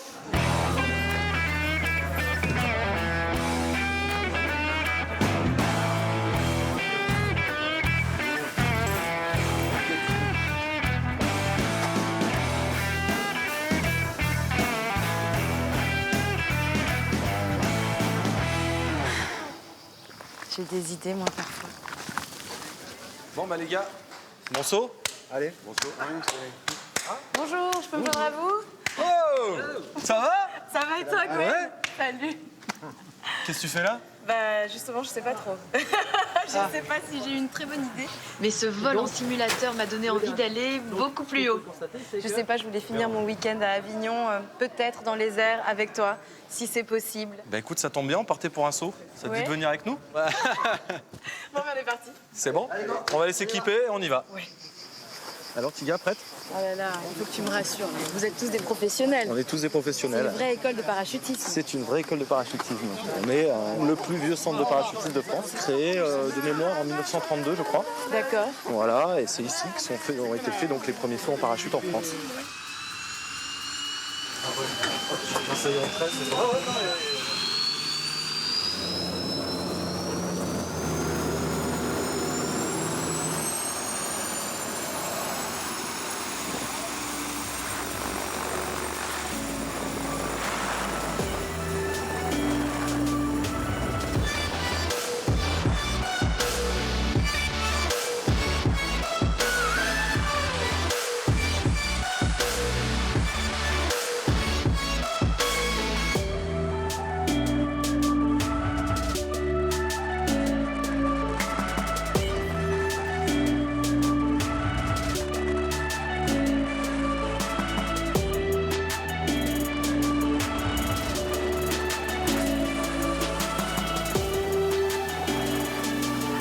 Ça va, Tiga? Gwen, c'est une sacrée sensation ça. Ouais. Ah ouais. T'as repris ton souffle, c'est bon? J'ai repris mon souffle presque. Regarde, regarde, regarde. Oh waouh! Mais il nous a frôlés, hein? Ouais. Eh bien écoutez, les copains, c'est ainsi que s'achève mon fabuleux week-end à Avignon. J'ai l'impression que ça s'est passé un petit peu, tu sais, comme une ligne de vie. Tac, j'ai escaladé les dentelles de Montmirail. Je suis descendue dans les caves gallo-romaines de Michel. Je suis montée en haut d'une des tours du Palais des Papes. J'ai fait du vélo, j'ai cuisiné, j'ai appris à faire du savon naturel. Et puis bien sûr le summum. Voir tout ça de haut, survoler Avignon, survoler tout mon week-end, ça restera un souvenir inoubliable. Et vraiment ce qui m'a marqué le plus, les copains, c'est vraiment l'accueil que vous m'avez réservé. Si vous voulez revoir ces super échappées belles, rendez-vous sur tous les réseaux sociaux. Je vous y attends. On continuera ce voyage et on en préparera d'autres. On leur dit gros bisous, on leur dit à bientôt. Mouah. Ciao, ciao. Au revoir.